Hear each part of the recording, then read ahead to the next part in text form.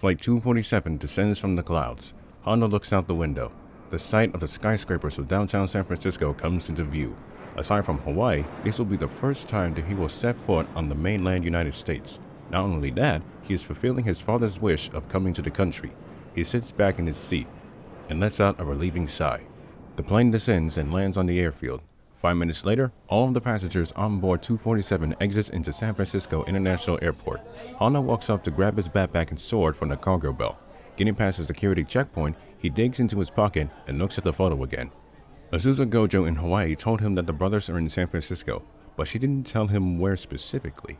He asks various security guards on where they might be, but each one says the same thing. They do not know where they are. Honda finally steps outside of the airport. He looks all around him. He sees Americans going in and out of the airport. He looks to the road and spots multiple taxi cars on the side of them. He walks over to one of them and gets into the back seat. The driver, Adrian Stanton, sitting in the driver's seat and listening to old 1960s music, looks behind him and sees the boy taking the backpack off of his back and placing it beside him. He is perplexed that the single Japanese boy is sitting in his car. "Hey kid, you speak good English?" "I do." Stanton is stunned how good Honda's English is. "Okay, now tell me, what are you doing in this car? Isn't your family with you?" "I'm all by myself, sir. I just got here from Japan." "Well, you're a long way from the land of the rising sun. What are you doing here all by yourself? Did you take the wrong flight?" Honda takes out the photo and shows it to the driver. "I'm looking for these individuals. Do you know who they are?" At this point, who doesn't know? Everyone knows who the Super Mario Brothers are. They're one of the famous mutants in North and South America. Kenjiro is indeed a long way from home. Instead of espers, it will be these mutants. In his mind, the possibilities of meeting them are endless. He puts the photo back in his pocket. "So, do you know where they live?" "Well, it just so happens that I do know where they live. I dropped them off at their home this morning." "Thank you, sir. I'll go find them." The boy grabs the backpack, grabs onto the door handle, and steps out of the vehicle. Whoa, whoa, whoa, whoa, whoa, whoa, kid. Adrian stops Honda from shutting the door. "Now, I can take you there if you want, but you're gonna have to pay to get a ride. And I'm not taking foreign currency either. It doesn't work like that. Here in the US, we use the American dollar." Honda recognizes the words American dollar. He reaches into his backpack and digs inside of it. "How much is the trip?" "At this distance, it would be around $30 to $50. Honda pulls out an American $100 bill. He sits back in the car and hands it to the man. "Will this do?" Adrian takes the bill from the boy's hand. He examines the dollar. As he does, he notices something that's different about this dollar. "Wait, this dollar bill is from 1985. Are you sure you want to give this to me?" "Yeah, I got at least more of them if you want." "Oh, no, this'll do." The man puts the dollar bill in the glove compartment, and Honda closes the door. "All right, if I remember correctly, Mario and Luigi live at... I remember now. All right, kid, sit tight." The engine of the vehicle turns on. Then the taxi drives off. The taxi heads down the airport access road, then enters the Bayshore Freeway. Kenjiro sits his backpack next to his left again. He looks out the right car window. He sees many other cars on the freeway, different models from different brands like Ford, General Motors, and Chevrolet, some of which along the way are Japanese brand cars like Mitsubishi and Toyota being driven by Americans. Another thing that Honda is noticing is that the cars are driving on the right side instead of the left, and the steering wheel is on the left instead of the right side. Adrian looks at the rearview mirror and sees the boy staring out the window watching multiple cars pass them or being passed by. "So tell me, kid, the Japanese already got their New Year's Day, right?" Honda looks away from the window to Stanton. "Does this country not celebrate the New Year?" "Oh no, we do. But there's a thing called time zones. Japan is 12 hours ahead of us. Here in this country, well, on the West Coast, it's over an hour away. But over on the East Coast, it's already 3 in the morning." Stanton is telling the young Dragonborn all of this, and surprisingly, Kenjiro is able to understand all of it. "By the way, this is your first time in the US, right? What do you plan on doing?" "I'm thinking of living here." "You want to become a citizen? It ain't that easy." "Why do you say that?" "You got to live here for 14 years if you want to become a citizen." "I could do that." Adrian becomes dumbfounded by Kenji's response. "Well, alright then." The taxi passes by the viewpoint of San Francisco Bay into San Francisco proper.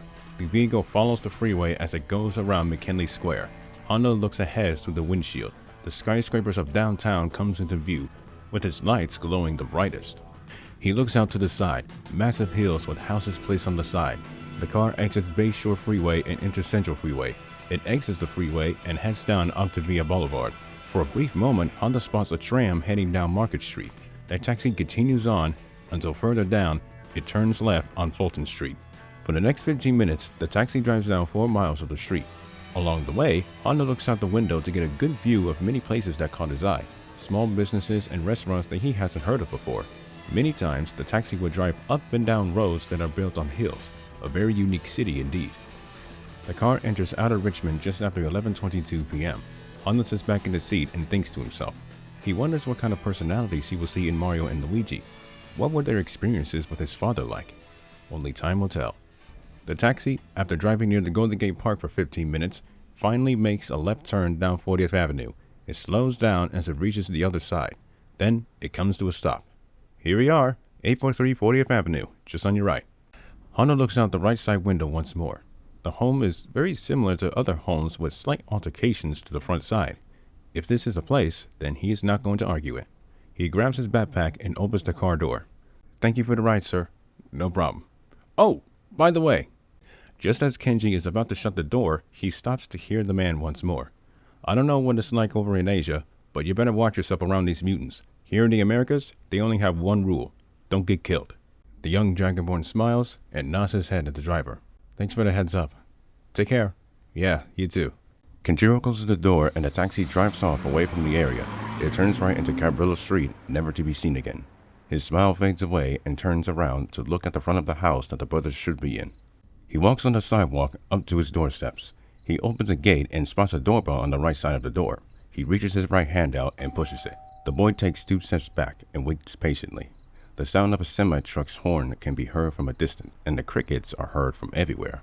Suddenly, he hears the sounds of locks being moved from the inside of the house. Then, it opens. The 30-year-old Mario Giovanni opens the door and sees the patient boy standing there. Can I help you? Are you one of the Super Mario brothers? I am one of them, yes. Honda bows his head at him. My name is Kenjiro Honda. You are friends with my father, Shinjiro Honda?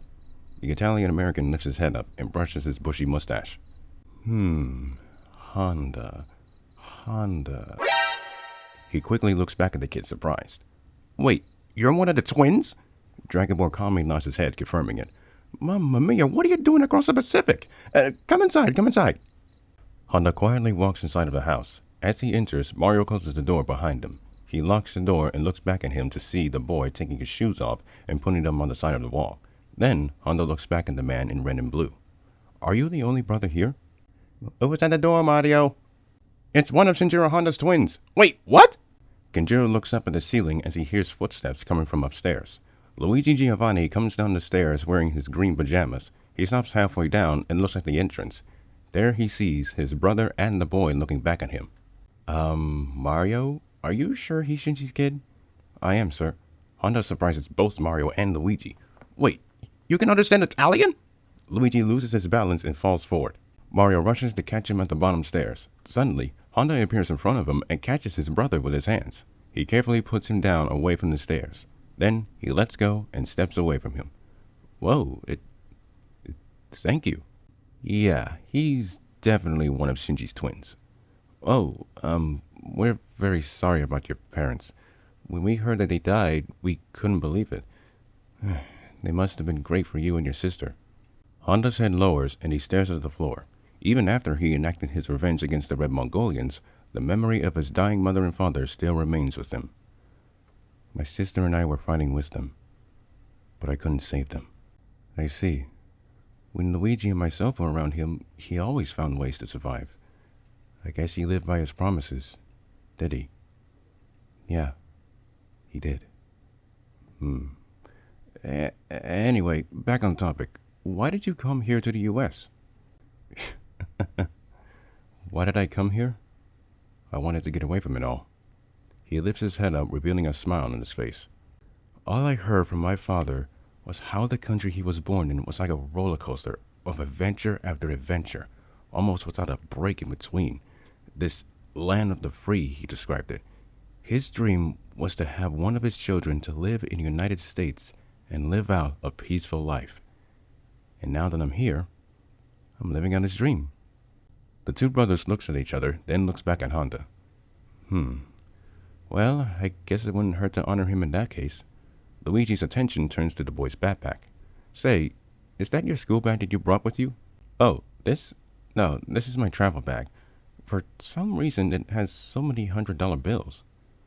Probably keep that in a safe place somewhere. And that bag could be useful as a school bag. You have started school, right? Honda shakes his head. Dio mio. Okay, Kenjiro, is it? Listen, why don't we talk about this in the morning? You're probably exhausted from all that traveling.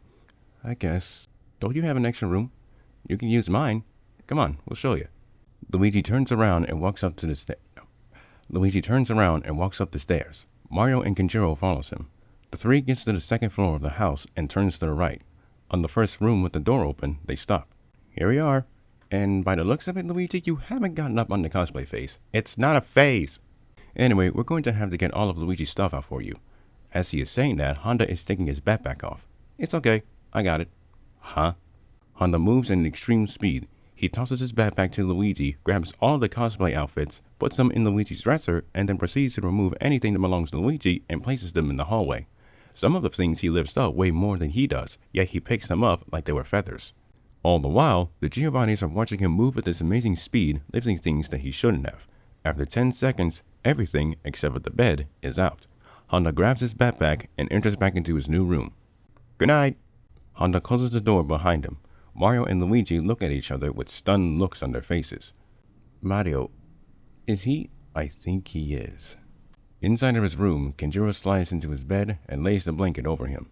As his eyes closes, he whispers to himself, My new life starts now.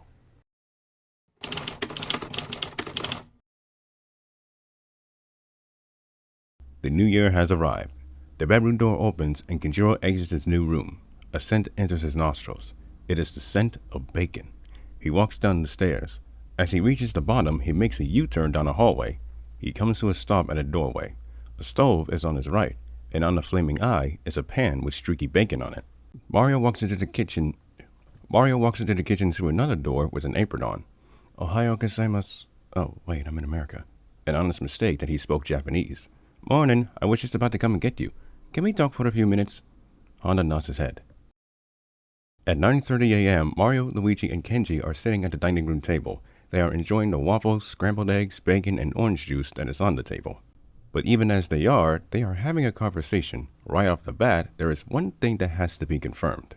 Are you the new Dragonborn? Yeah, Honda said it without hesitation. Okay, that explains it. All of my horrible nightmares just never ends. What? Don't mind him.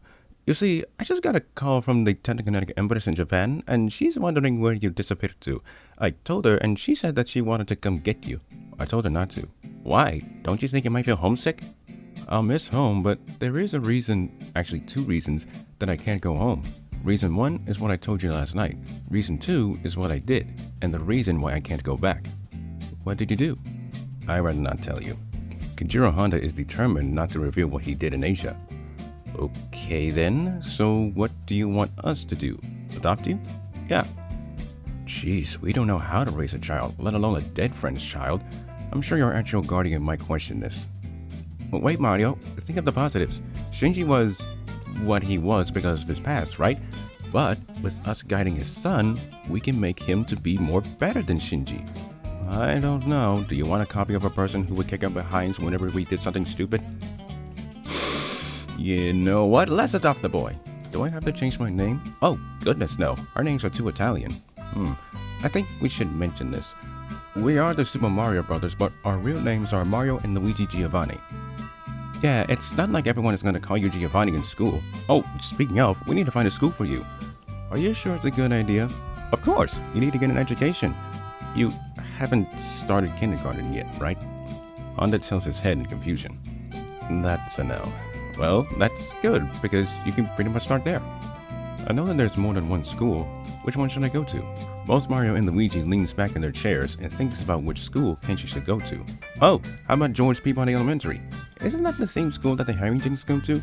Luigi's expression goes from surefire confidence to hesitant regret. Maybe we should pick something else. Who is Harrington? Well, Elliot Harrington is a good friend of ours, but his daughters are who we are scared of. They don't sound scary to me. That's because you haven't met them yet. I've met more horrendous people before. It's nothing new to me. I say I should attend that school. The resolution in Honda's voice shocks the brothers. They look at each other with the same worrying face. But if Dragonborn wants to go, then he gets his wish. Throughout the rest of the day, the three went out shopping for new clothes, school gear, and necessities for Kenjiro. Kenjiro himself picked out a new backpack for himself. At the same time, Mario and Luigi decided to plan on making his room much more lively. They buy paintings, a TV, and a bunch of everyday house and street clothing. That night, the three decorated Kenjiro's room, and it was a combination of Japanese and American. It was straight to bed.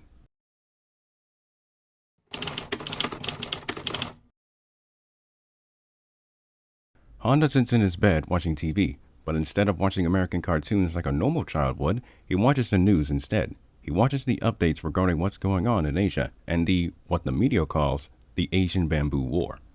We have breaking news coming out of Red Mongolia. The emperor of the newly formed empire, Kantoga Osawa, who came into power in 1966, is announced dead. His time of death was on January 1st at 11:07 a.m. in the capital Ulaanbaatar. Reports say that an intruder, reportedly a small child, arrived at the palace, ripped the statue of Genghis Khan from its foundation, thrown it into the palace, killed multiple guards of the Red Army, and proceeded to kill the emperor on the rooftops palace. And as for the empress, the doctors say that she is poisoned by this same child, as indicated by the bite marks in her right wrist. As the empress is in the process of taking over the empire, all of Asia celebrates this news. Chinese President Jiang Zemin stated, "All of the People's Republic thanks that little child, for he or she has given us the courage to liberate our motherland." The TV turns from CNN to the Fox channel, where an episode of The Simpsons is airing. Honda sets the TV remote next to him, leans back, and watches the show. "You don't have to thank me. It needed to be done."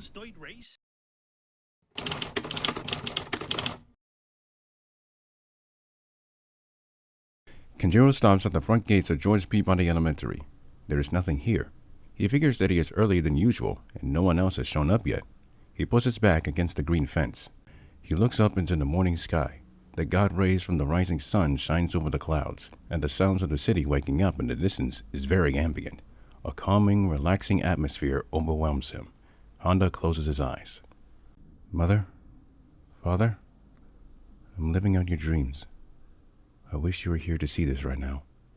The memories of his parents' happy faces enters his mind, but then the memory of their deaths is still fresh and not easy to get rid of. He may have avenged their deaths, but the pain within is not healed, nor will it be healed in the future, on top of the horrific moments of being tortured. His anger builds within, but he quickly calms down and opens his eyes to look at the moving clouds once more. "I have to be careful. I should not use all of my power as Dragonborn. I have to find some way to control it and my strength. But I don't know how to." "What are you doing?" Kenji hears a little girl's voice. He looks away from the clouds to his left. He spots two girls with backpacks hanging on their backs and standing 15 feet away from him. They are wearing different colored shirts. One is wearing a black shirt with blue lightning bolts all over, and the other is wearing a white shirt with snowflakes all over. One has snow white hair, and the other has aqua blue hair. The two girls lock eyes on Honda's, an awkward silence as a calm breeze rushes down. The white-haired girl looks at him with a mild, annoyed look in her face. "Well, why are you standing near our school? Are you lost or something?" "Oh, no, I'm a new transfer from Japan. I'm Kenjiro Honda. And you are?" The white-haired girl makes a smug look on her face. "At least your English is great. And since you introduced yourself, allow me to do the same." She places her right hand on her chest. "I'm Eleanor Miranda Harrington, and this is my sister, Chloe." Chloe sheepishly waves at the boy. Honda, in return, bows his head at the two. "Nice to meet you. You know, when I came here, I heard about the two of you from Mario and Luigi. The Super Mario Brothers?" "Figures. I guess they told you everything about me, huh?" "No, not really." "Okay then. Here's what you need to do. Stay out of our way." "Okay, sure." Eleanor's smirk disappears and her left eyebrow lifts. You're surprisingly cooperative. I like that. Now move it." Eleanor and Chloe moves up close to Kenji. They stop in front of him. Eleanor looks back at him. He has not moved a single muscle. The two lock eyes again. "Why aren't you moving?" "Am I supposed to move?" Honda's quick-minded response throws Eleanor off guard.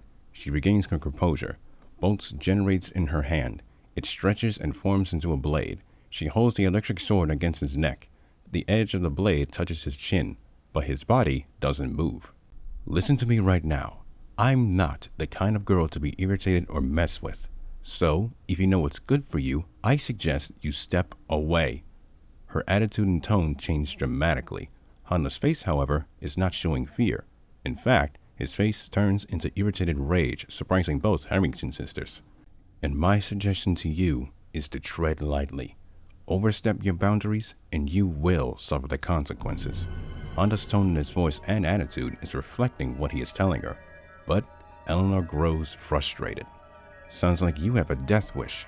Same to you. Eleanor tightens her grip, and Honda closes his fist. Chloe rushes in and grabs her sister's right arm. Wait, Ellie, remember what Dad said? Eleanor's eyes looks at Chloe. Then they look back at Honda. The sword disappears, and Honda opens his hands. You got lucky. The sisters walks past the boy and leans against the green gate, with Chloe in between them. Honda looks up at the clouds, and Eleanor looks down at the concrete sidewalk. I think this is a good distance between us. I wish it was further than this, but as long as I'm not anywhere near you, I guess it works. Chloe looks at her sister. She is not in the mood to even look back at her. She looks at Kenji. Her eyes are fixed under his chin. It's completely healed. Only a small scar remains. Is he a Mukon? As time goes on, school faculty members and teachers arrives at the school.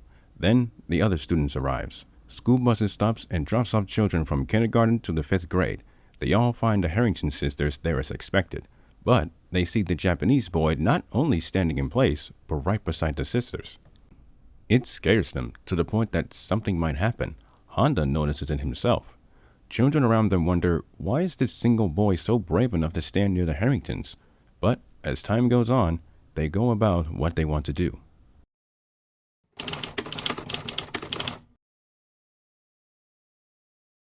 The school day has begun, and every student is in their respective classrooms. One of the classrooms, 24, the teacher, Mr. Martin Bloom, introduces his class to Kenjiro. Eleanor and Chloe, who are in this class, are surprised. Bloom asks the class to give Honda a big hello. They all do, except for Eleanor, who groans silently. Now, Mr. Honda, would you like to tell the class what your goals are? To study hard and make a lot of friends. His perfect English stuns most of the children and the teacher. The Harringtons already heard him speak beforehand. Well, all right. Let's have a seat now, okay? Honda's eye shifts left and right. It seems like all of the seats are taken. He finally spots one right next to Eleanor, who herself notices the open seat. No one dare to sit anywhere near her. But Honda does not think and walks to the open seat. As he draws closer to it, Eleanor creates an electric sword blocking him from sitting next to her. Maybe we could find another spot for you. It's okay. I got it. Bloom becomes confused on his words. He grabs the electrified sword with his hands and pulls it away from Eleanor's right hand. This shocks her and the class. The fact that he is able to grab and hold her sword without being electrocuted is something that they didn't expect him to do. He squeezes his hands on the blade and handle. The sword emits an electro-sounding noise, then the whole sword breaks apart into nothing. Everyone becomes stunned, even Eleanor is shocked. How did he... Kenji proceeds to sit in the open desk like nothing ever happened. So, what were you learning about before I came here? Well... As Bloom begins his teachings, Eleanor faces forward and leans back in her chair. Impossible. How is he able to do that? If he can do that, then what is he? An Esper? No. An Esper would never do that, let alone with his hands. She rests her arms on the desk and she continues to look at Bloom. This will be the last time I underestimate him. Honda's eye shifts to Eleanor to his left, then looks forward at Bloom again. During recess, Kenji sits in the classroom all by himself. His head is resting on his arms and he is looking out the window in the distance. He thinks back to the moment when he shattered Eleanor's electric sword, then comes back to reality. Not what I meant by limiting my power. Someone taps his shoulder 3 times. He lifts his head up to see who it is. The blue-haired girl Chloe is standing next to him. Hello. Oh, you're Chloe, right? Mm-hmm. Is there something that you need? Well, I was just wondering what you're doing here all by yourself. No reason. You don't want to go outside and play with the others? I just came to America. I haven't adjusted myself around others just yet. Chloe slightly nods her head. She looks over at the empty desk next to him and sits on the chair. So, what was it like in Japan? Pretty cool. He hides what he had done. Do you have any friends back home? Yeah.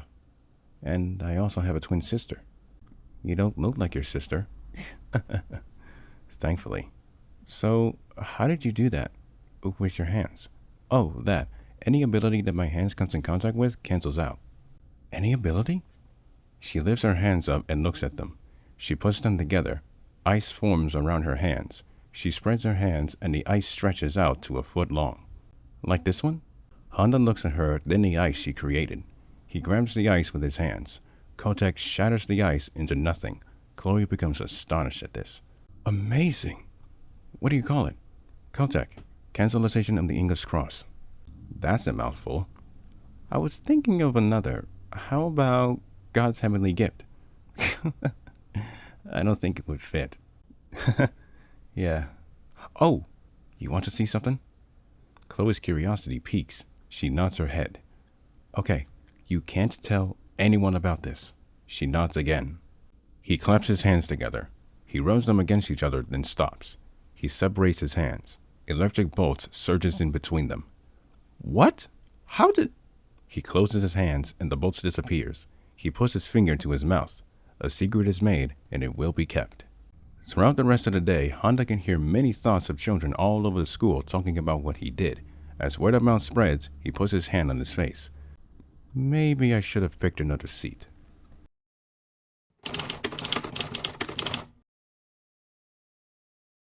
The doorbell rings. Luigi walks to the door and opens it. On the other side are Elliot and his daughter Chloe. A smile appears on his face. Oh, Elliot, it's good to see you. Hey, Luigi, is your brother home? Yeah, he's here. I want to talk to you two. Do you mind? Not at all. Come on in. Elliot and Chloe walks into the house. Luigi closes the front door and leads the two upstairs. As they reach the second floor, they come near Kenjiro's room. They peek inside and the Harringtons are shocked of what they see. Inside of the room, Honda is holding a 150-pound massive bookshelf without any difficulty, and Mario is trying to guide him on where to put it. No, it doesn't go there. Where else am I supposed to put it? Next to the window. Are you sure? It will block the air conditioning. Crap, you're right. Okay, put it against the wall behind you. As Kenjiro turns around and places the bookshelf against the wall, he and Mario looks to their left and spots Luigi and the Harringtons. Hi, Chloe. Is that your dad? Yeah. He's like a captain. Well, rear admiral now. Hello, Mario. Elliot, good to see you. The two friends approach each other and shakes each other's hands. How's the AMF? Busy as usual. We're still keeping an eye on the civil war across the pond. How's the plumbing business? Well, judging by this new house, I say pretty successful. Good to hear. Say, Chloe, why don't you and your friend have some fun for a few minutes? Mario, Luigi, can we talk in the living room? Sure.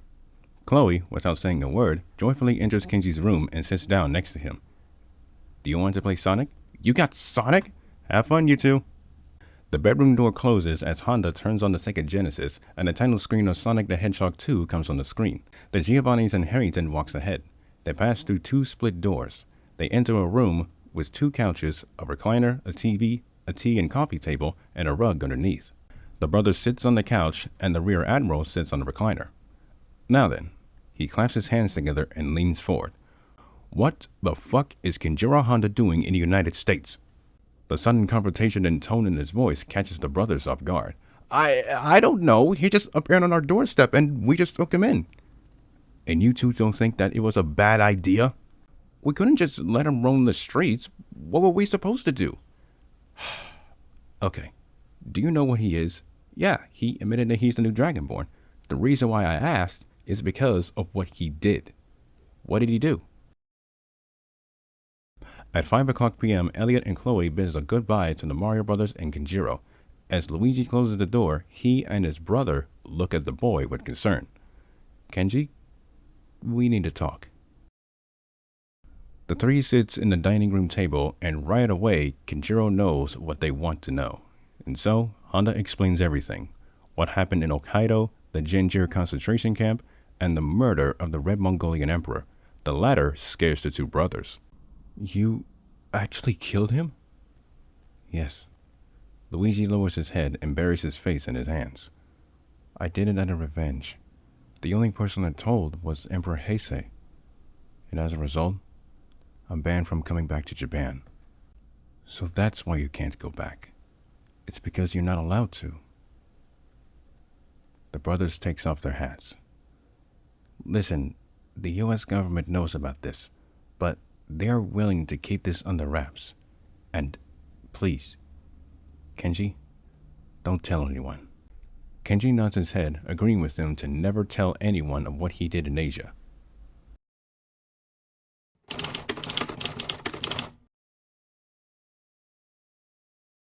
Kenji and Chloe sits outside in the playground during recess, making each other laugh with jokes. The latter's sister, Eleanor, is sitting on the roof with her friends Jesse Garcia, Thomas Huntington, David Turner, Henry Allen, and Johnny Murphy watching the two. What are they doing? It looks like they're just having fun. Give them a break. Fine. At least it's not bothering me, so I'm allowing it. Back on the ground, a kid 2 years older walks up to Chloe and Honda.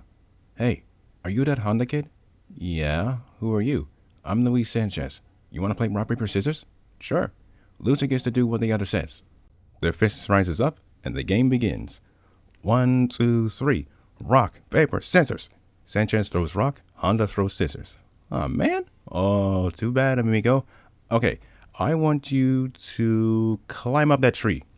Without hesitation, Honda runs to the tree, climbs it, and hangs off one of the branches with one hand. Like this? Whoa, that was fast! Eleanor raises her left eyebrow. What kind of speed was that? Honda lets go of the branch and lands on his feet. Let's go again. I want to play. If one of you loses, you have to walk around with frozen shoes on. The boys gulp, but they accept. Rock, paper, scissors. Both Honda and Chloe throws rock, but Luis throws scissors. Sorry. For the next 5 minutes, Luis walks around the playground with his shoes covered in Chloe's ice, to the amusement of everyone on the playground. One of the teachers, Susie Jane, ends the fun. Honda uses Kotek to get rid of the ice on Luis' shoes as an apology. Eleanor and her friend stands up, walks away, exiting the roof. Weeks passes by. Honda, Chloe, and Sanchez regularly hang out with each other. All the while, Eleanor continues to monitor them. They laugh, play games, and share stories. On Valentine's Day, Kenji and Chloe spent a lot of time together. Sanchez forced Honda to be with her, but it worked out in the end when the two became boyfriend and girlfriend. During spring break, Kenjiro and the Mario brothers spent some time at the ocean beach. Honda at one point sailed the waves with surfers without a surfboard, though he had to dig out the brothers after they got in trouble by 3 other humans. On March 31st in a town of Anaheim, 24 miles from Los Angeles, Honda and Giovanni attended WrestleMania 12 inside of the Arrowhead Pond. The three sit in the front row at the end of the aisleway and close to the ring. During the show, the little Dragonborn watched The Undertaker make his entrance to the ring and being awestruck by the grandeur of it. He was even impressed by Shawn Michaels making his entrance to the ring from the Raptors. On the way out of the arena, Mario purchased a replica WWF Championship belt for Honda. In return, the boy bought a Bret Hart t-shirt for the brothers. On April 9th at George Peabody Elementary, Eleanor participated in the talent show. Her talent is singing, but it was horrible. When she was getting a negative reaction, she threatened their lives and they were forced to cheer her. Then came Honda. Honda danced the traditional Russo-Ukrainian style, including the humpback, and performed on the massive Japanese taiko drums. He got an overwhelming positive reaction by the time he finished within 15 seconds. And he won. He and his friends celebrated, while Eleanor silently looked on in annoyance. Throughout April and May, Kenji was getting a lot more popularity than expected. It gets to the point where in mid-May, he overshadowed Eleanor in every way. The anger within the girl grows within, reaching a boiling point. In the Golden Gate Park on May 29th, Eleanor kicks a tree over and over and over, fuming with rage. She screams and kicks the tree one more time. She angrily grunts, creates an electric sword, and slices the base of the tree. As it falls to the ground, humans around her scatter away from her. The jealousy and hatred for Honda has become uncontrollable. He is gaining more attention than her, more popularity than her. She has had enough. It's time to put him in his place. On May 29th into the 30th, she went on a rampage, attacking or threatening those who are connected or friends with Kenjiro Honda. No child was safe. Some goes against her warnings to stay away from him, and as a result, he or she is ended up in the hospital, nearly dead. Finally, it reached to someone close to not just Kenji, but Chloe. On the morning of the 30th at the Kaiser Permanente SF Medical Center, Honda and Chloe attend Sanchez in his hospital room. His arm was sliced off, his head is busted open, and a cast is around his foot. He explains to the two of what Eleanor is doing and why she is doing it. Honda doesn't know why since he hasn't done anything to her. Luis begs Honda to stop Eleanor, but he refuses. It stuns both of his friends. The memories of his past comes into his mind. He turns around and walks out of the room. Chloe thinks to herself, if he won't stop her sister, then she has to do it herself. In the Harrington household at 2:45 p.m., Chloe confronts her sister, who is sitting in a chair in the living room. You've gone too far. Have I? I thought I was proving my point. How is attacking our friends and threatening their lives proving a point? It's to put that Class F in his place. And what are you to him? His girlfriend? Yes. Why do you care? You're going to have to break up with him. Chloe lowers her head, with her light blue hair covering her face. If I did that, I would never call you my sister ever again. Eleanor becomes distraught. She lets out a light sigh and stands up from the chair facing her. Is that so? Her hair glows. Her middle, ring fingers and thumb sticks out, with bolts going into her right hand. At 5:28 p.m., Elliot and his wife Margaret, in their AMF Navy uniform, walks into the house. Immediately, they spot Chloe on the floor, blood all over her, deep gashes and cuts, and partly burnt. Margaret quickly attends to her daughter, and Elliot picks up the phone and calls 911. At 8 o'clock p.m. in the same medical center that Sanchez is in, Chloe is undergoing surgery. Outside of the operating room, Kenji is on his hands and knees, bowing his head at Elliot and Margaret. He apologizes to the two and explains what Eleanor is doing. Elliot and Margaret fumes with anger. Suddenly, a realization comes into the former. In his voice, he tells the young Dragonborn to run back home. Honda hesitates, but he starts to understand what is happening. He gets to his feet and rushes out of the hospital. 18 seconds later, he gets to 834 40th Avenue. Right away, he spots a blown open gate and door of his house. Honda runs inside of the house, calling for Mario and Luigi. He runs upstairs and calls for them again. No response. He runs to his left, down the hallway. He stops at a bedroom door. He looks inside and is horrified. Clothes burnt and torn, bloodied, missing arms and legs. The brothers are still alive, but they are starting to black out. Red aura covers Honda's hands. He rushes to the two and covers them in red aura. The blood is sucked back into them, the missing limbs reattaches, and all of their injuries heals. Honda saved the brothers, and in time as well. Mario and Luigi takes in deep breaths. They look at each other. Then, Kenji sitting on his knees. What was that? Mario and Luigi takes in deep breaths. They look at each other. And then at Kenji sitting on his knees. I'm so sorry. I never thought she would go this far. Mario puts his right hand on the boy's shoulder. Wait, don't beat yourself up over it. We didn't know that she was going to... Kenji knocks away his hand and runs out of the room. He sucks up all of the fire into his mouth. He enters his room and slams the door. He plants his back against the door and sits down against it. As tears runs down his cheeks, all of his memories of his friends enters his mind. I promised my father that I would live a normal, peaceful life. He covers his face with his hands. I wanted to get away from it, to get that opportunity. War of the Titans, the death of his parents, Janjir, and him murdering the Red Mongolian Emperor comes into his mind. I don't understand. Why is it becoming so hard to do such? His mind races with so many thoughts running through. What do I do? What do I do? His thoughts suddenly stop. He removes his hands from his head. He looks straight ahead. The sheathed katana sword of his father is leaning against the bookshelf. He stands up. He walks to the sword and picks it up with his left hand. He grabs the handle of the blade and unsheathes it. He looks at the blade as it reflects in the moon's light. Ingrained on the blade is writing unknown to him. He flips it and looks at the other side. Carved in writing in English and Japanese, the blade of Dragonborn, Kronos. Honda grips the handle. His teeth grinds. Resolute rage takes over. Red aura surrounds him and the blade. Peeking through the door, Mario and Luigi can see what is going on. Seeing the young boy with the katana in his left hand gives them a flashback. A flashback of Kenjiro Honda with his back turned, sword in hand and covered in yellow aura. Kenjiro turns around and looks at the brothers. On his face is full of rage. It's time to show the world that a new Dragonborn is here, and to show what happens when you fuck around.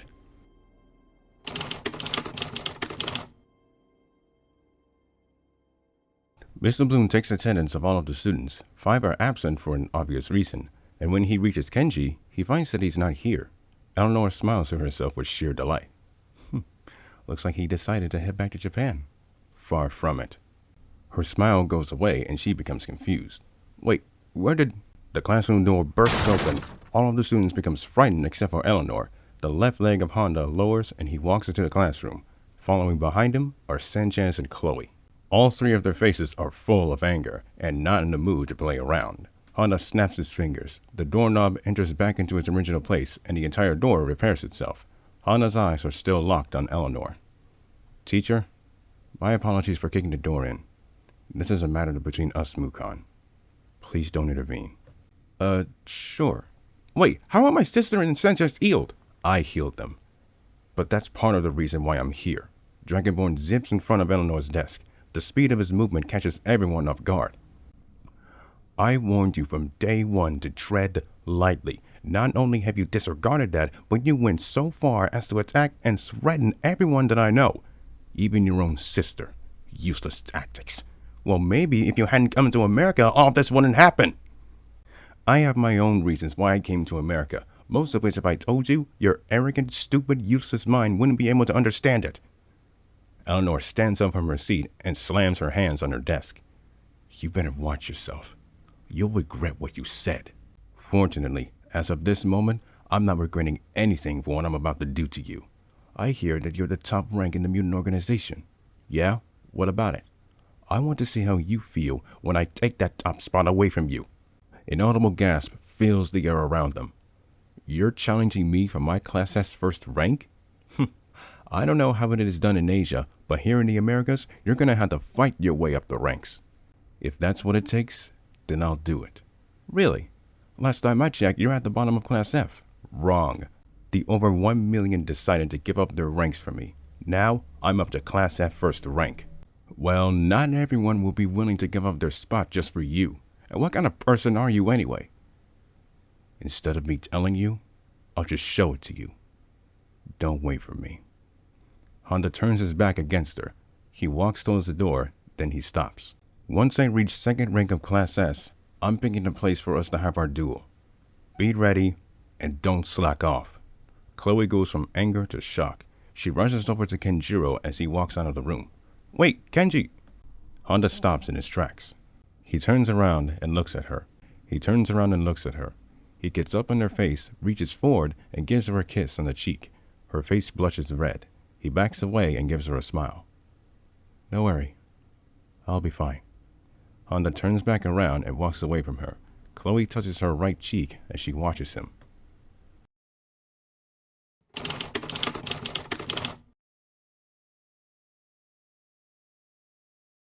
Eleanor is sitting in her room reading one of the Goosebumps novels. She comes halfway through the book, then she stops. Her mind drifts to Kenjiro Honda. There's no way that he will be able to reach Class S. Little does she know, his advance through the ranks have been rapid. Down in South America, Kenjiro has already reached Class E.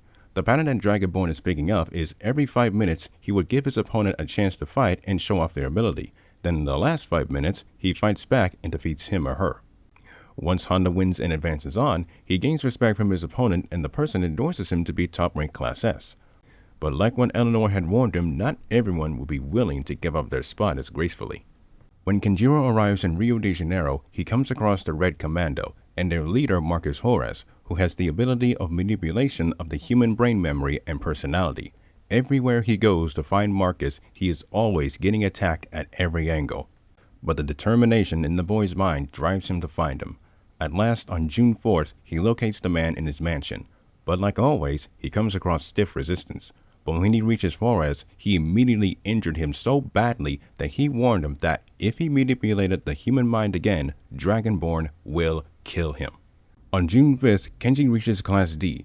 Each mutant he comes across, each one gives him respect and support to reach the top rank. Suddenly, Honda climbs the ranks so fast that it gets the attention of the media in the Americas. Eleanor hears about it when she and her family are spending time at the beach on June 12th. She becomes skeptic, but she decides to keep an eye out.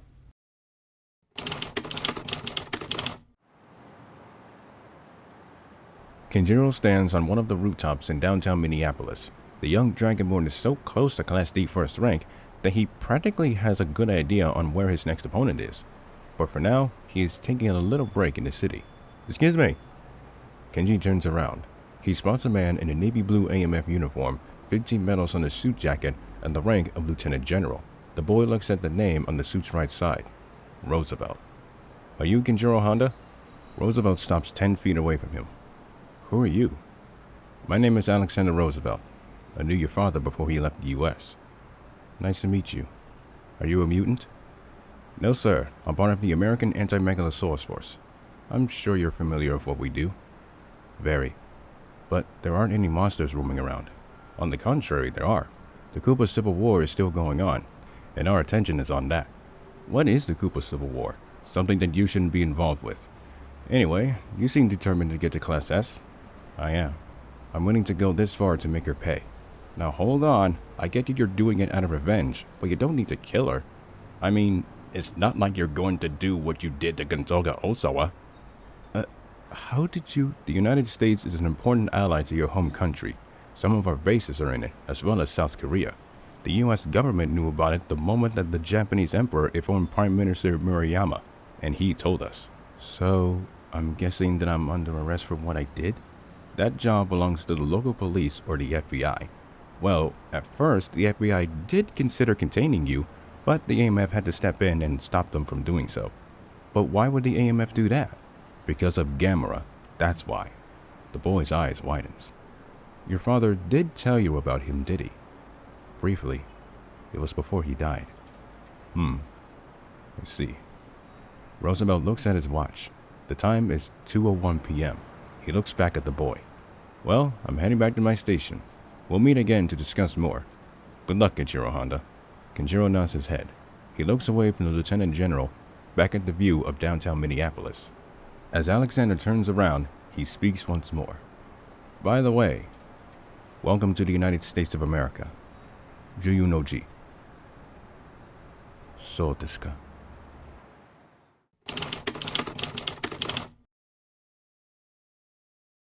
In her house, Eleanor watches the news of Kenjiro Honda climbing through the ranks so fast.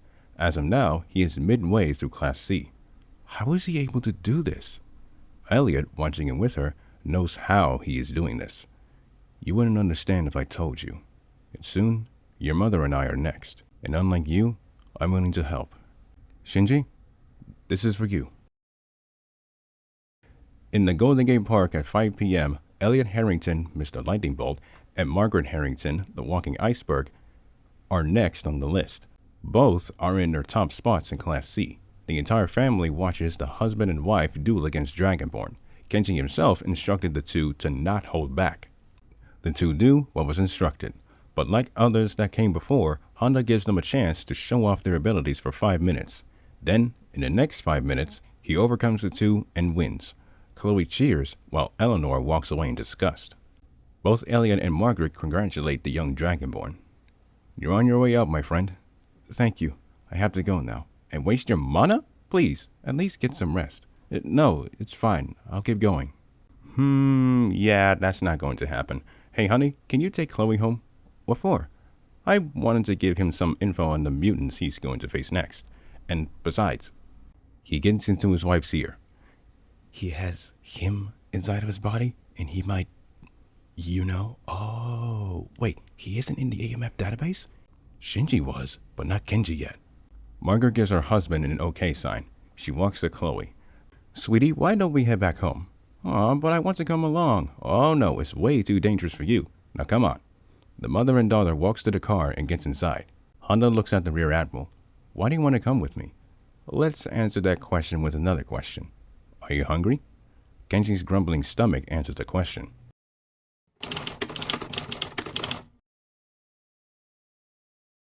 Customers chatting, food being devoured, smooth in-house jazz. Harris Restaurant is bustling with a dinner rush.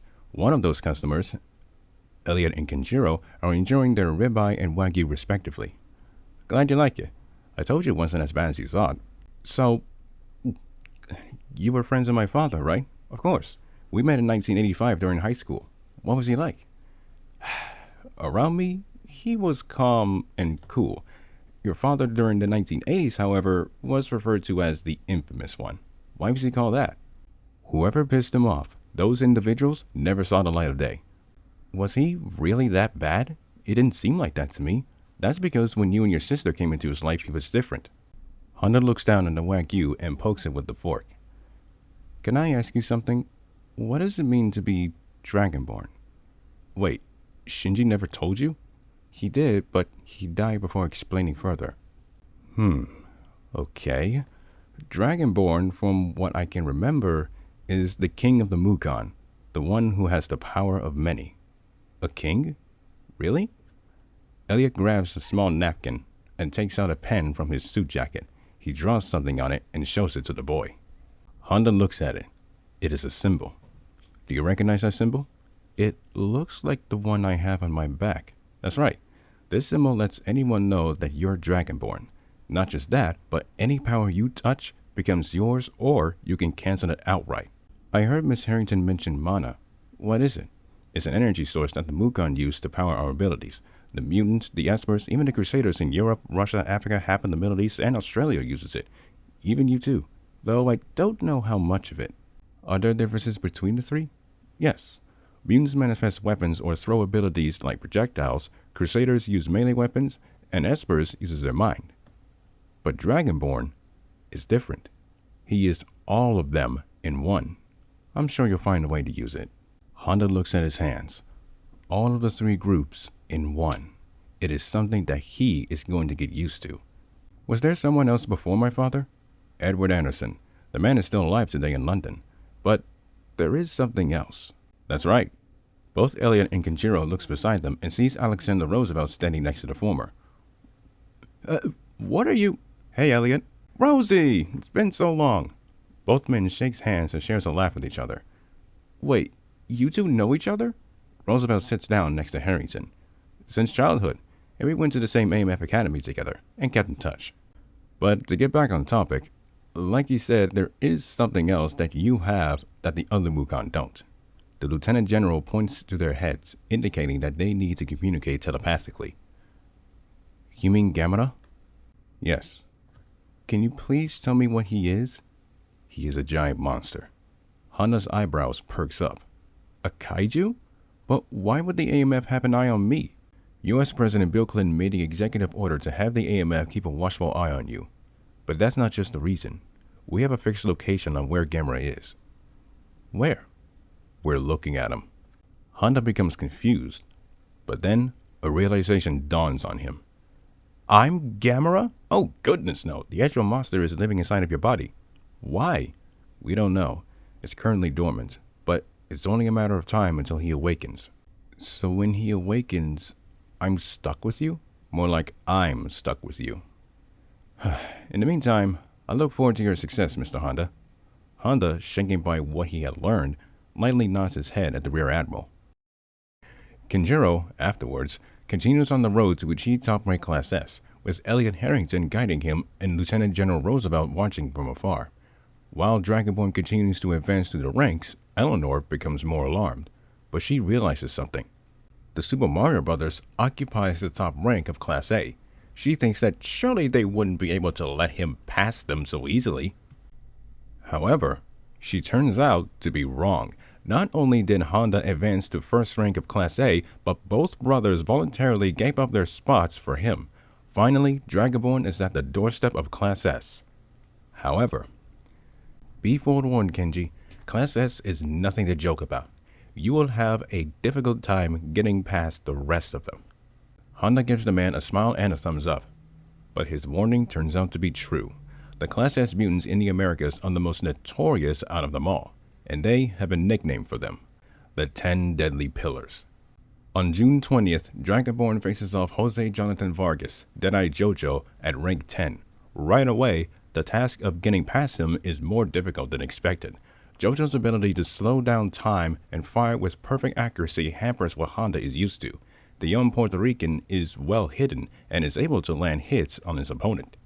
Honda gets hit in the legs, the arms, and the shoulders. On his knees, he is about to be finished off. But Jojo's ability reaches his limit when he uses it for exactly 30 seconds.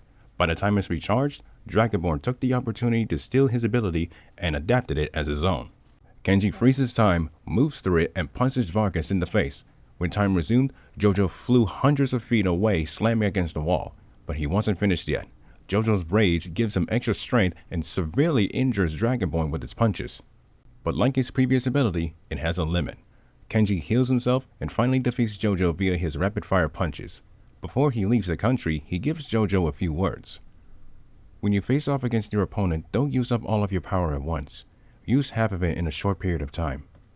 Honda is finally in Class S, but having to get past Jojo, he understands the scope of the class itself. Slowly but surely throughout late June, he manages to get past rank 9 to rank 3. Mike Jefferson, the Canadian Hurricane. Jane Cooper, Mother Nature. Juan Lopez, the Steel Champion. Isabella Martin, the Human Cannon. George Churchill, the Victor Master. And Elizabeth Thompson, the Plasma Reactor.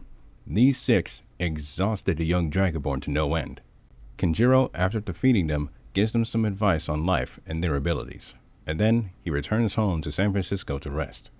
He and the Giovannis gets invited to the Harrington house for dinner on June 28th. They, excluding Eleanor, catch up on the boys' progress and the difficulties that came along with it.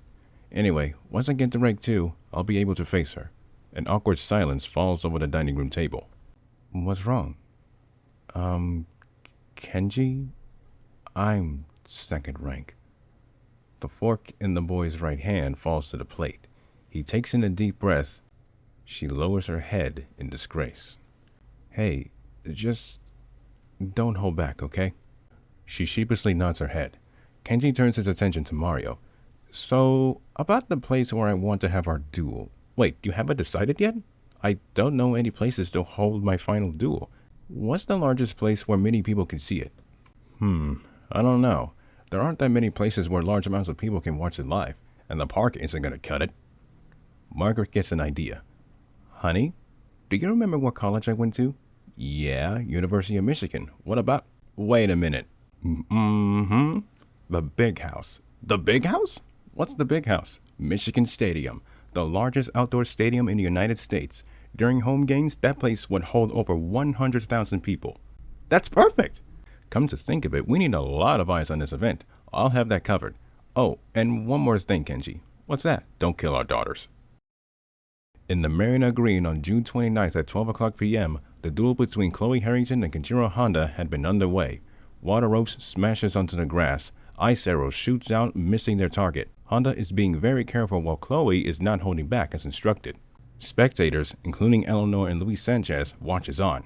Chloe freezes Kenji's feet and lands water strikes on him. She creates an ice spear and throws it like a gladiator. The boy catches the spear, frees himself, shatters the spear, and with a frozen hand defeats Chloe with a single punch. The crowds cheer on Honda's victory. Chloe gets up and hugs Kenjiro. Sanchez joins in and all three embraces each other. Then, Kenjiro's attention turns to Eleanor, who is clapping slowly. The three friends stop hugging each other and look at Eleanor. Well, color me surprised. You actually did it. A deal is a deal. Honor it. Fine. Pick the place, date, and time. Michigan Stadium, July 4th, 8 p.m. Don't be late. Same to you. She vanishes in a lightning bolt. Hey, Kenji, are you sure about this? She's the strongest out of all of the 10 deadly pillars. I'll be fine, Luis. He looks at his right hand. Oh yeah, I'll be perfectly fine. From June 30th to July 3rd, word of mouth travels fast on the upcoming event thanks to Margaret and Elliot Harrington with some help from the Super Mario Brothers, the latter of which spreads word to many news outlets, and thanks to them, it spreads even further. All around the Americas and soon around the world, everyone is waiting for this special event. No, I'm not talking about the Olympics. I am talking about the upcoming fight for top rank in Class S. Eleanor Harrington goes one-on-one with the up-and-coming new challenger. His name is Kenjiro Honda, who, less than a month, managed to climb the ranks at a rate that no one had expected him to. He has earned the respect of all of his opponents who, in return, gave their support to this boy from Japan. These two beings are set to do battle with each other on July 4th at Michigan Stadium. Tickets are available and it will be airing on NBC at 8 p.m.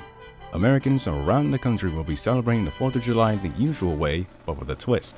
Live from the Big House at the University of Michigan, it is the most anticipated fight of 1996. Bigger than any boxing match, it is a fight for top-ranked Class S, Kenjiro Honda against Eleanor Harrington. It will be airing live right here on NBC at 8 p.m. It's like I'm back in college again during football season. As you can see, crowds are flooding the gates just to get tickets for the upcoming Honda vs. Harrington duel that will take place on July 4th. I myself haven't gotten my own yet, but I can pretty much tell you that every seat here in this stadium will be full. Even the luxury boxes will be sold out.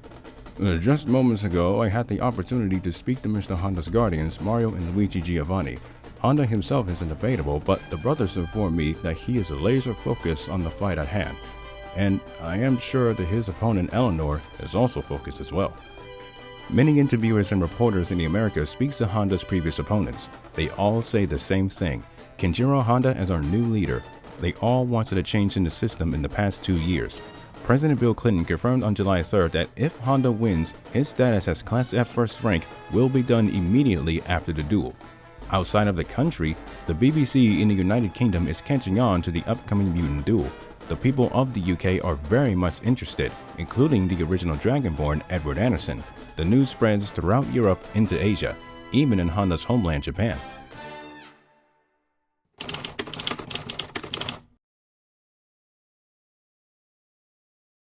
The headlights shines on the field. A restless crowd bustles with activity. Every seat and every luxury box are filled with anticipated people holding American flags because of the holiday. Cameramen and women are shooting their cameras at the field, waiting for the opponents.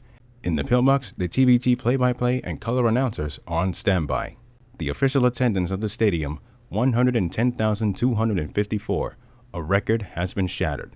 Everyone from San Francisco are among those in attendance in the front row. The cameras go live. In an instant, hundreds of millions of people around the world tune in to this event. The college band plays the American national anthem, the Star-Spangled Banner. Once the band finishes, the stadium crowd cheers and waves their American flags.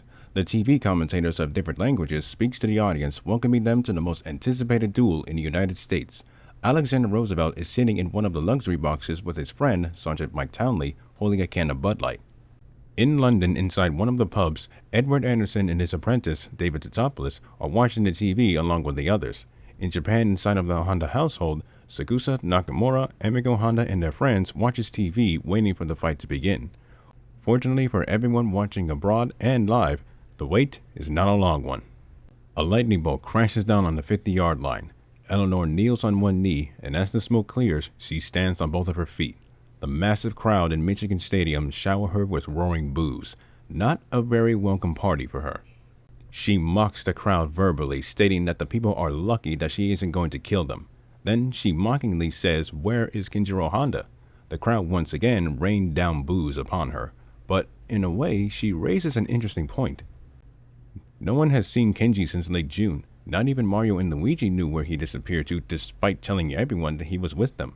Eleanor smiles with sheer delight. Looks like he chickened out. "Sorry, folks. Looks like you wasted your money and time for nothing."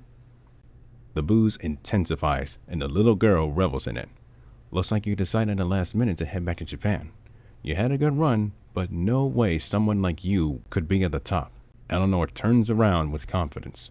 A right fist flies out of the entranceway. She sees the fist coming at her, but because of the speed that the fist is traveling in, she does not react in time. The fist smashes onto her left cheek. A loud smack and shockwave silences the entire stadium.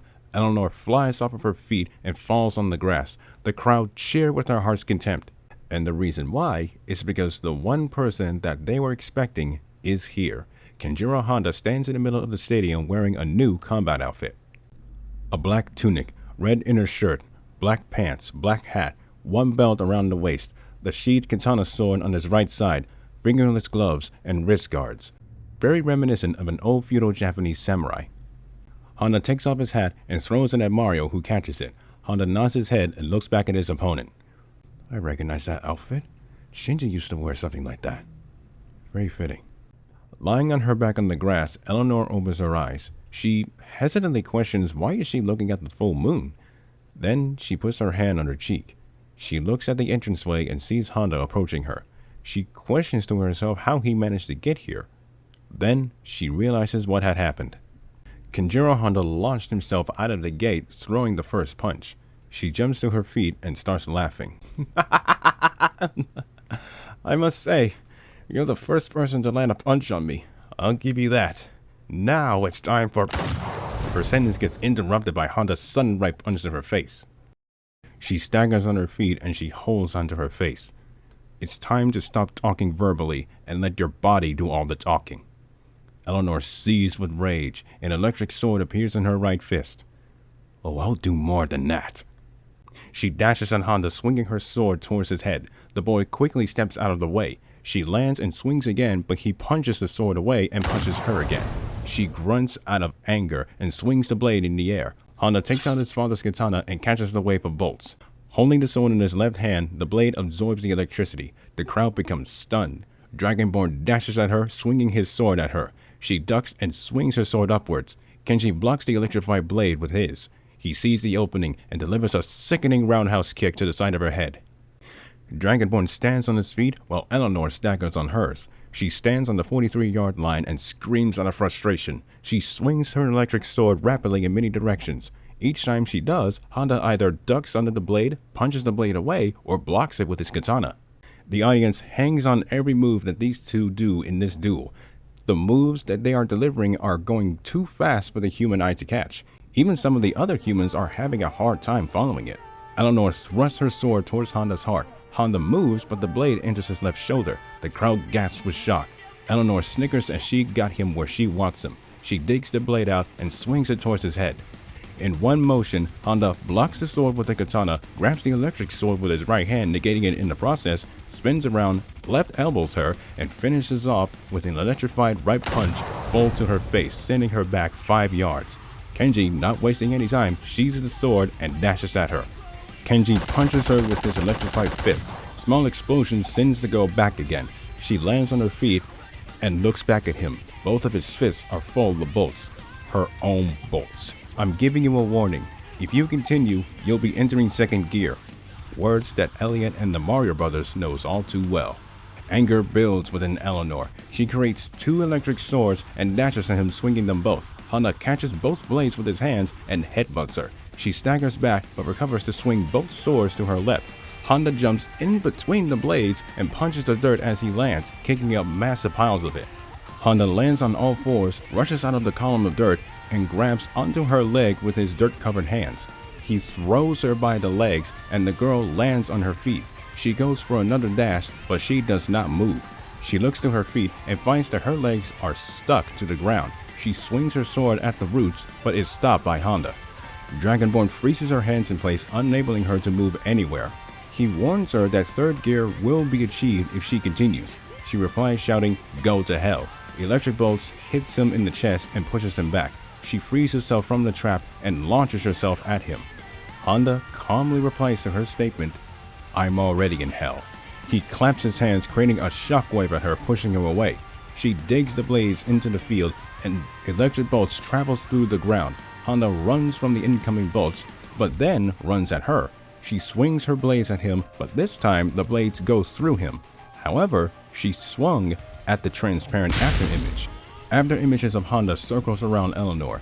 A right fist hits her left cheek, then another to her right cheek, a kick to the back, punch to the chest, an elbow to the face. Ellie screams at the top of her lungs, creating an electro burst. Honda gets knocked back by the blast 10 yards away. He looks at the billowing smoke, then looks up above it.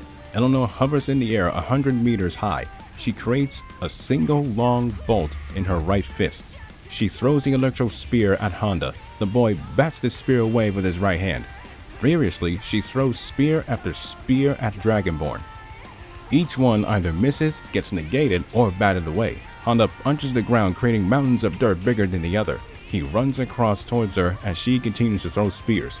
He dodges left and right. When he reaches her, he grabs her left hand full of bolts and kicks her to the ground. She crashes back on the field with a loud thud.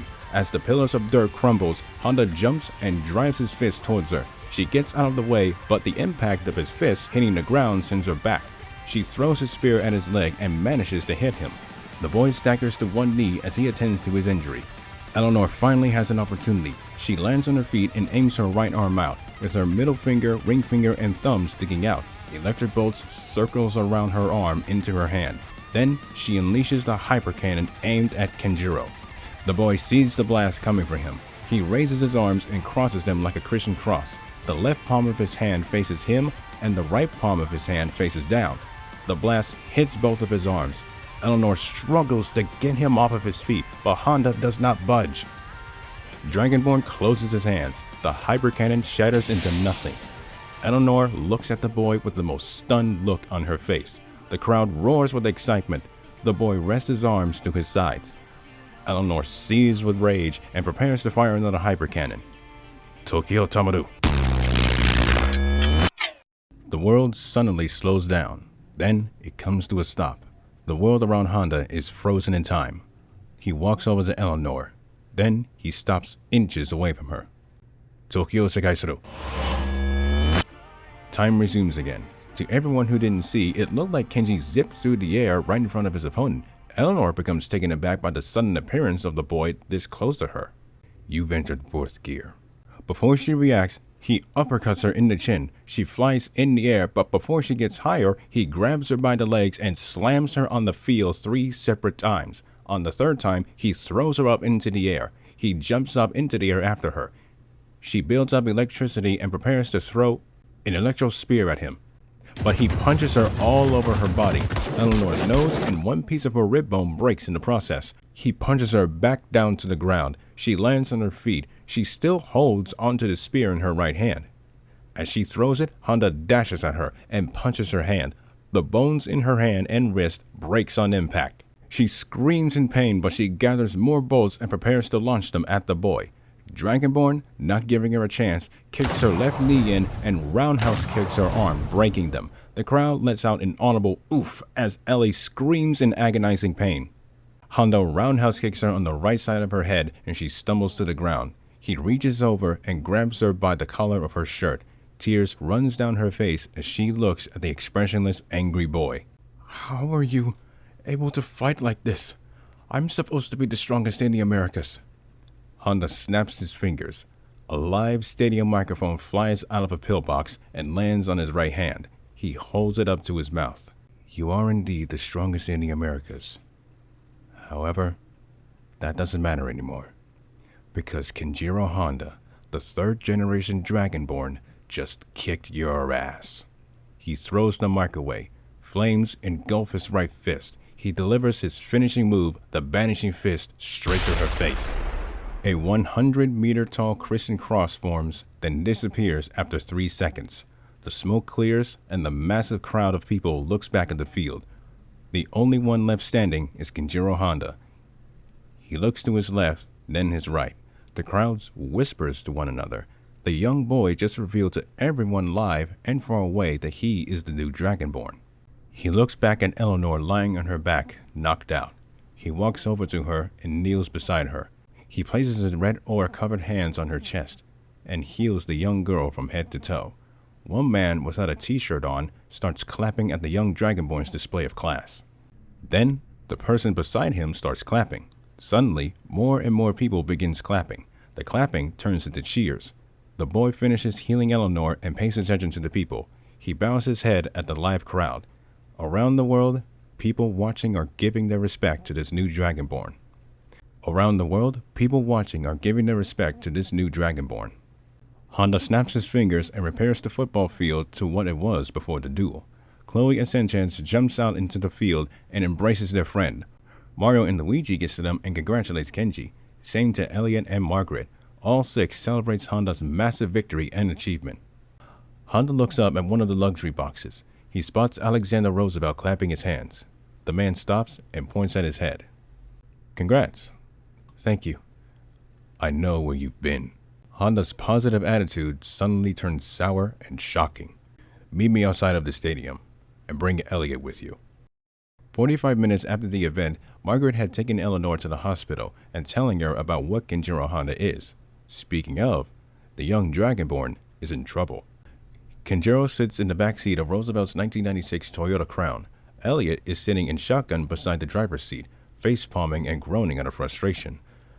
Oh my God, what were you thinking? I'm sorry, but I didn't want to tell anyone. I can tell, but I told you that the U.S. government knows everything that goes on, mostly, and I told you that you shouldn't get involved. And not once did you think of the consequences of what you did. Honda's head lifts up, revealing his angry face. What was I supposed to do, let him die? Both Roosevelt and Harrington fall silent to Kenji's response. The boy lowers his head back down. It's not that I went against your wishes. It's just that after I made that bond, I couldn't ignore his cries for help.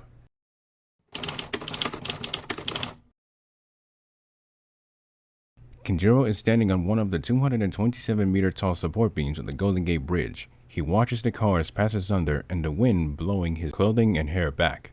So much is on his mind that he can only focus on one, the duel against Eleanor Harrington. Honda smells the air, taking in the atmosphere. He hears a voice crying out for help. He looks behind him. His eyes gazes at the Golden Gate National Recreation Area. He jumps off and runs across the large cables, heading into the recreation area. Running over the hills, passing by roads and through trees, Honda follows the voice. It's getting closer and closer. Then he stops in his tracks. He finds who was calling for help, or rather, what was calling for help. A single yellow-skinned Koopa with a green shell and a bow in his right hand is crawling on the ground. The boy spots several cuts on his body and shell. The Koopa looks at the boy. Please, help me. The Koopa speaks decent English. Honda looks up from the crawling Koopa and sees more behind it. Their skin are a darker purple with black and gray shells. In their hands are bows and daggers. The leader tells his soldier to attack Dragonborn and kill the wounded Koopa. Kenjiro's mood turns into fury. He stands behind the wounded Koopa while it hides in its shell. The first purple-skinned Koopa attacks the boy, but one single punch shatters its shell and organs, killing it. Honda grabs the black shell and smashes it into the leader's face. He grabs it and throws. The yellow Koopa comes out of its shell only to find Honda left standing. The boy walks over to him, grabs him, and runs away from the area. Honda brings the Koopa to where it came from, but the Koopa told him not to. He stops just short of the former Mirror Beach. The village is crawling with black and gray Koopa soldiers. Honda puts down the injured Koopa, freezes time, kills all of the soldiers in the village, some of which were about to execute its inhabitants, then resumes time. It and Honda heads away from the village, disappearing over the hills. The latter heads 50 miles away from any hostile enemy, with the Koopa on his back. Then he stops at Lake Berryessa. He sets down the Koopa and the two begin to talk. Honda wants to know what is going on. The Koopa, named Hal, explains everything. Kenjiro Honda had stepped into the ongoing Koopa Civil War, a war that has been going on since November of 1992. Hal explains to Dragonborn that it started months after former King Henry Bowser's death at the hands of Ghidorah. Prince Robert Bowser, his grandson and heir to the throne, was told by Henry of what his father, King Andrew, has been doing since he took the throne in 1976, as well as what happened to his mother. In August of 1992, Robert defected from Andrew and joined the Koopa Rebellion, which turned into a Koopa Revolution, but the revolution turned into a full-scale war on November 1st, 1992. From 1992 to now, the Civil War is being fought by Prince Robert Bowser's Revolutionary Army and King Andrew Bowser's Royal Army. One side has multicolored shells, and the other side has dark-colored shells to avoid any confusion. Hearing all of it, Honda becomes conflicted on the whole situation. From July 1st to the night of July 3rd, Honda had taken care of Hal and his injuries. On the morning of the 3rd, Andrew caught wind of this human intruder in the kingdom. He sent a dispatch group to detain him and Hal. However, the team was killed by Dragonborn without firing a single shot. At 5 p.m., Honda takes Hal to his family in an open field and makes his way towards the capital city, Kuptropolis. He runs through the city to the castle sitting in the middle of the former Dracestero. He storms through the castle and confronts King Andrew himself. Andrew is flabbergasted by the sudden arrival. Honda demands him to not treat his people like cattle. Andrew berates the little boy and calls him many names and ends with, "If your father was a lot like me, you wouldn't be alive confronting me." That was Andrew's mistake. Kenjiro punches Andrew in the face, breaking the left side of his jaw, and the king is launched through the walls of the castle into the water. Then, realizing what day it is, Kenji runs out of the castle and exits the Koopa Kingdom safely. For the rest of July 4th until 7:30 p.m., he remained isolated until it was time for the duel. Back in the present day, okay, look, this is between you, us, the AMF, and the US government. Don't let anyone else know, okay? Honda nods his head. The boy exits Roosevelt's car and walks towards Mario and Luigi, who are waiting for him. As Kenjiro disappears with the brothers with him, Elliot Harrington looks over at Alexander. "Alex, be honest with me. What are we looking at in terms of collateral?" "Well, the Kenjiro Honda amount, if not greater. God help us."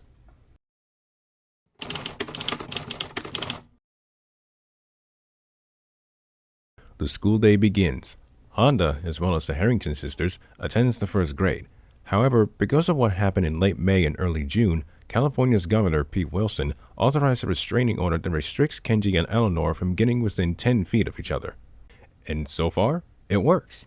Even though the two children lock eye to eye on several occasions, they keep their distance. Things have changed, however. Kenjiro Honda became the most popular kid in not just the school, but in San Francisco, while Eleanor became the most feared in the city. On November 17th, the Harrington sisters got to visit the newly converted battle carrier USS Texas. Meanwhile, over in New York City, the Giovannis and Honda are inside Madison Square Garden for the 1996 Survivor Series, and having the time of their lives.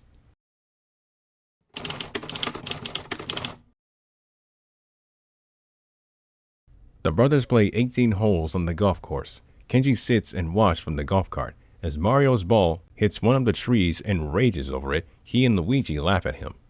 "He never did like golf." "Yeah, I can see that." The boy stops mid-sentence. He hears a deep British voice telepathically communicating with him. "Who are you?" "You should know who I am." "Gamera?" "A pleasure to meet you, master." "Likewise." "You're relatively calm about this. I've known of your existence and where you are, but why now?" "That I do not know, but for now, do not acknowledge that I have awakened." "Were it so easy." Later that night, Roosevelt visits the three in their house and informs them on Gamera's awakening. All of them do not know why the monster is awakened this soon, but as promised, the Anti-Megalosaurus Force will have surveillance on Kenjiro Honda going forward. However, despite that, throughout 1997, Honda didn't pay it any mind and enjoyed life as he should be doing. In 1998, the three attended the Royal Rumble in late January and WrestleMania 14 on March 29th, the latter of which Kenjiro got to meet some of the wrestlers after the show was over. Everything was going great, but things would grow out of control.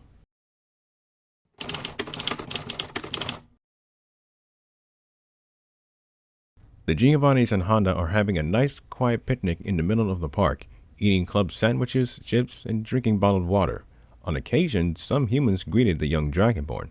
5 children, Jesse Garcia, Thomas Huntington, David Turner, Henry Allen, and Johnny Murphy, comes into view of the three. The 5 children tells Honda that he needs to apologize to Eleanor for what he did to her, but he refuses, stating that she brought the trouble by her and her alone, and she is the one who has to apologize to him. When Garcia goes up close to him, he dies. Not by Kenjiro, but by 4 Esper assassins who arrive from Red Mongolia to exact their revenge. Honda and the Mario brothers manages to kill all 4 men, but they didn't have time to save all 5 children in the process. Honda tried to heal them, but the sudden realization that it was already too late. In their house, Kenji sits against the wall crying and apologizing for putting the brothers in danger. Both Mario and Luigi do not know what to do or even think.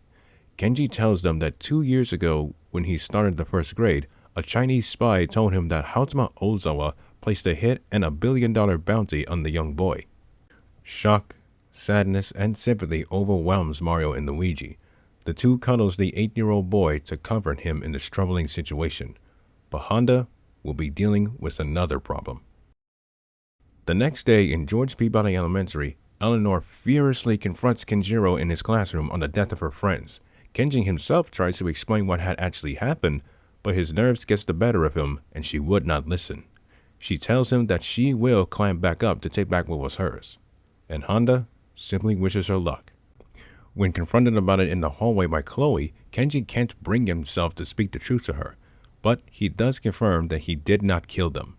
When she begs him why he is being so silent about it, he tells her that, "Because I want to keep you safe, that's why." With that response, she kisses him on the cheek and tells him that if he needs help, all he has to do is just go find her.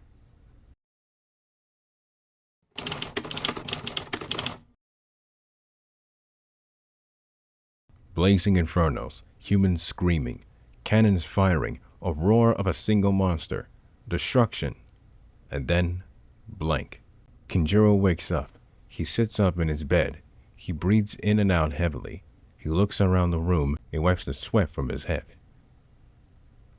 What was that? A vision of what's going to happen in our future. You saw it too, Gamera? Indeed. And believe me, it scares me as well. Why? What was that vision? In 1 year on this day, the Cuba Civil War will spill over into San Francisco. At least, it shouldn't have if you didn't get involved. Honda lifts his legs and wraps his arms around them. Anything else? No. After that, there will be nothing. Why? Because in retaliation of King Andrew invading, you will release me. How is that a bad thing? Let's just say that if you had released me at an early age, you would have died the moment you came back into the world. If you release me now, you will become paralyzed from the waist down. What happens if I release you on that day? I don't want to tell you, because just tell me. All right. All of your memories up to that point will be locked away, as well as most of your powers as Dragonborn, and I will be the one holding them. Suddenly, Honda's mind goes blank. The option that he can release Gamera against King Andrew is there. However, at the cost of his memories being taken away. The words of his parents comes into his mind. Live life with no regrets and protect those around you, whatever it takes. The boy comes to a conclusion. I'll do it. What? You're not going to avoid it? Your old master, my father, wished for a happy life. And if it means that I have to give up what makes me what I am, then so be it. You're just like your father. All right then, plan ahead and get ready. From January to June, Kenjiro Honda gets to enjoy the last great things that he is able to experience. Spend large amounts of time with the Giovannis, Chloe, and Louise. By July, he begins planning for what's to come. He heads to the AMF HQ in downtown San Francisco on July 12th and informs them on what is going to happen on December 31st. At first, they do not believe him, but after they realize that Dragonborn has some involvement in the Civil War, the chances of it coming to the city is becoming likely. They secretly plan for what is to come. In August, Chloe comes to Kenjiro for help. Her sister Eleanor has reached the top of Class A and is about to enter Class S. She asks him to assist her ascend to the top. Without hesitation, he agrees to do it. In return, he tells her everything that is going to happen, as well as what he went through before he came to America. Sympathy and sadness overwhelms the newly named Ice Queen. He hugs her and tells her that he is not going anywhere, but he tells her to keep her memories of the two intact, and that she promises to do. During September, Kenjiro secretly helps Eleanor through Class S, saving her life from death on multiple occasions. As he is secretly healing her on September 28th, Gamera asks him why is he doing this, to which Kenji simply says, "This is my punishment for all of the things that I've done to her." Finally, on December 1st, Eleanor Harrington has reached Class S, second rank. She heads for Honda's house, and right away she knows what she wants. You came to me for a duel, right? Pick a time, date, and place. December 31st, Dolores Park. Don't be late. Honda nods his head in agreement.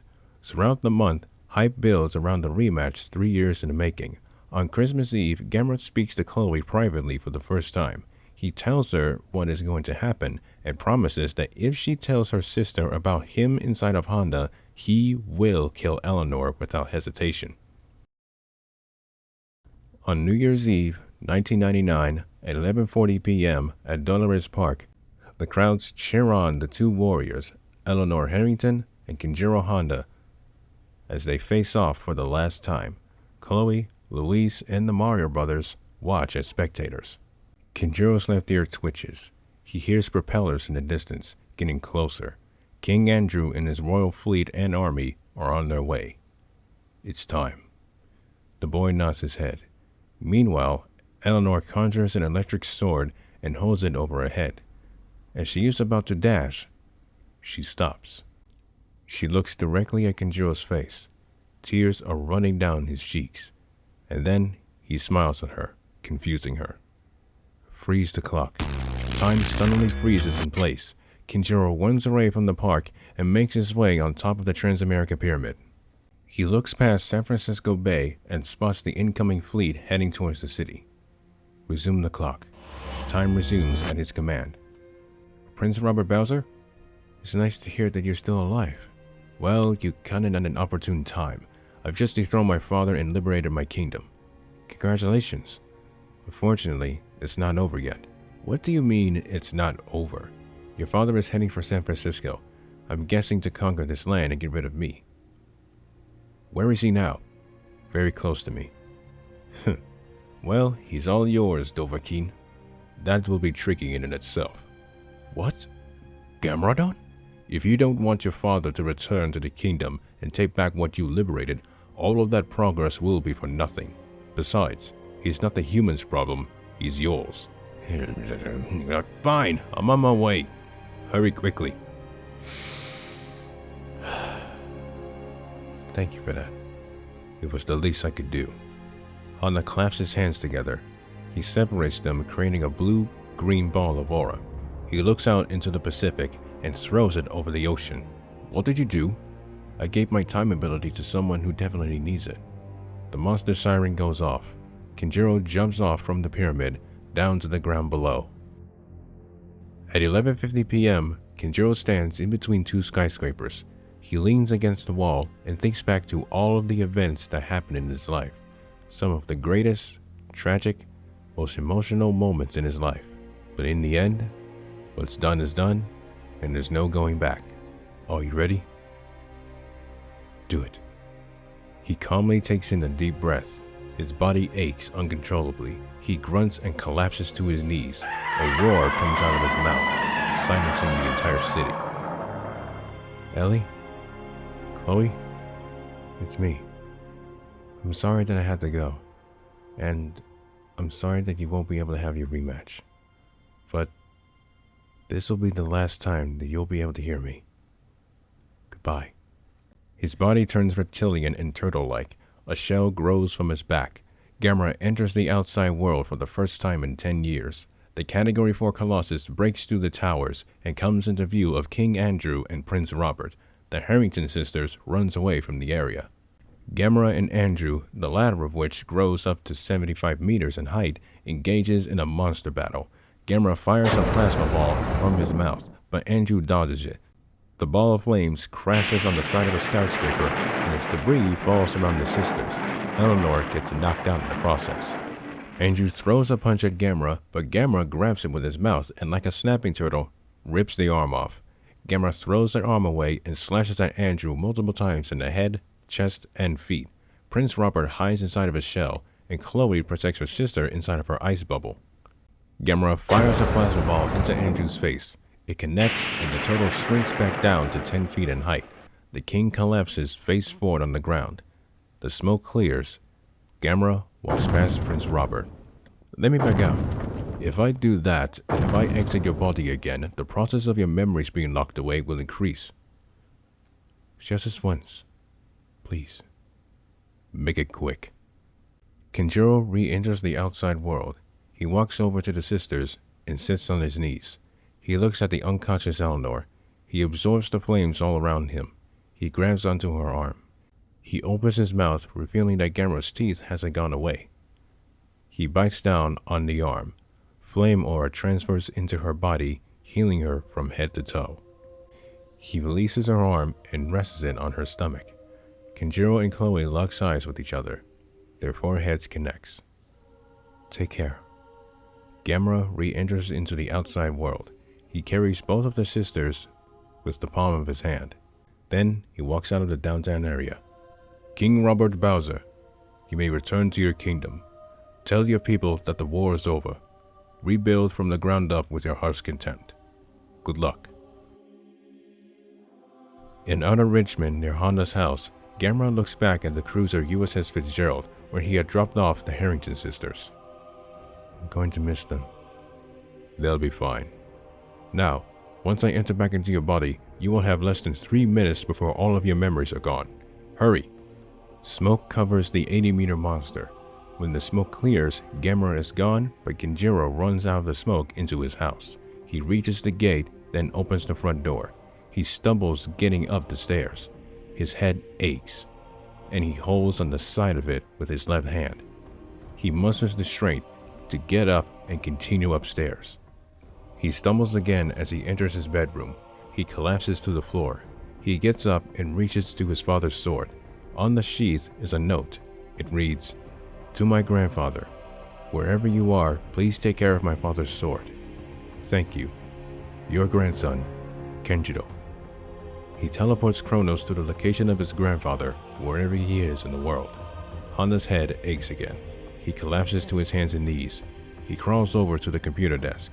He sits against the leg. He takes out one last note from his pocket. Protect those who are around you and close to you, and live your life with no regrets. Good luck, Anthony Anderson. Kenjiro Honda.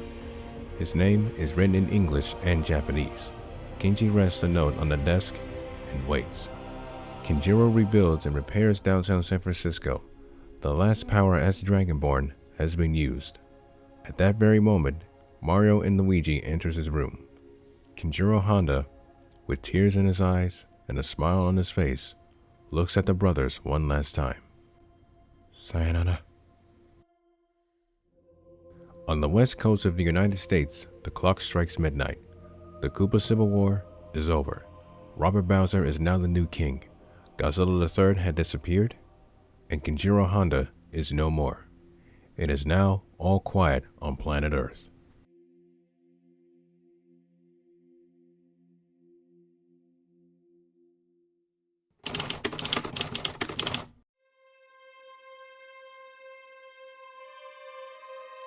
The 20-year-old Kenjiro Honda lightly grunts. His eyes slowly open. A face reveals itself. A face of an emotional Eleanor Harrington. Her hand lifts from his forehead. The two lock eyes with each other. With no words being said yet, Kenjiro lightly sighs. You saw everything? She lightly nods her head, confirming that she did. Do you finally understand? She nods her head again. Honda lifts his head from her lap and sits upright. He looks around him. The press from different news stations had watched and waited for the longest time. The USAMF was waiting as well. Gamera, did anything happen? No. Everything was calm. At least for the time being anyway. Honda lets out a light sigh of relief. Yada yada. Harrington leans her back onto Kenji's. Both of the adults looks up into the sky. A calm breeze flows through the Boot District Park. Zeus, if you have any questions, feel free to ask.